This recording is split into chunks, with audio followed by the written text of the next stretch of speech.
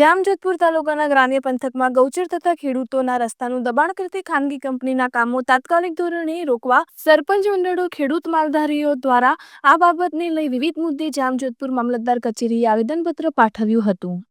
બીજી વસ્તુ રહી કે અમે વારંવાર અરજીઓ અહીંયા આપીએ છીએ, તો એના માટે તંત્રને જ્યાં કાંઈ કલેક્ટરના હુકમને માથે રાખીને માન્ય રાખી અને અહીંયા સ્થાનિક તંત્રને જે જવાબદારીઓ હોય એ પૂર્વક કામ કરવું, આવી અમારી માગણી છે।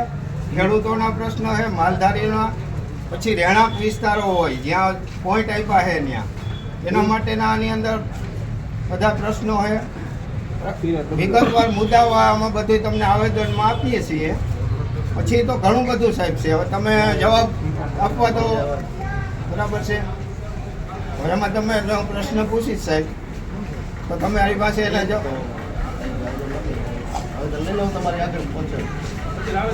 કાંઈ વાંધો નહીં।